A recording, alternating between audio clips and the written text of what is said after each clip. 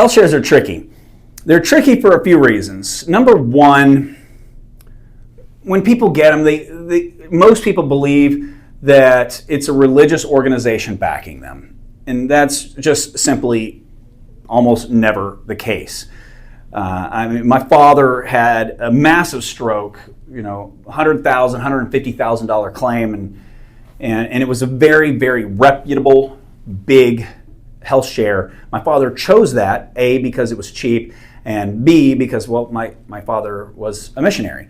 And so they ended up paying almost absolutely nothing of that plan or of that claim.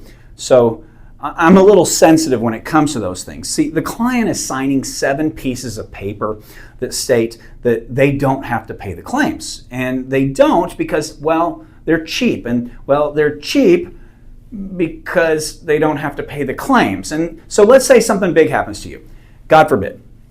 And you're the first person that something big happened to that month or that quarter, then there's a high likelihood that that claim might get paid. But if you're the second, that likelihood's going to go down. If you're the third, the likelihood's going to go down. If you're the fourth, that likelihood. There's no money in there. I mean, we can all agree that in America today, in this poop show we call health insurance, and that doctors are expensive, surgeons are expensive, hospitals are expensive, anesthesiologists are expensive, chemotherapy is expensive, right? And so they're really decent for $30,000 claims that are emergencies. Now, if you're saying, I want to get a hysterectomy and I'm going to plan this out, good luck finding a physician to do that, because I don't know if you've ever seen the movie Dumb and Dumber, but when they open that briefcase and they see all the IOUs, that's kind of how physicians see those. So it's really difficult to find a physician who's willing to take an IOU from a health share for you to plan a surgery out. But if you have an emergency appendectomy, and that's a $35,000, $40,000 claim,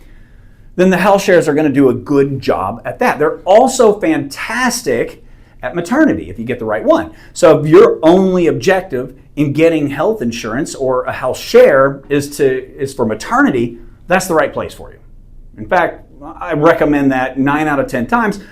I'm just going to really make sure that you understand it's good for that portion, that cheap portion of the maternity, but God forbid the baby comes out 2 months early and ends up in NICU and we end up with $1 million claim. God bless you, because you're going to need it, right? So that's a health share. That's why I don't care for them in most situations. But hey, it's your life. Have a beautiful day.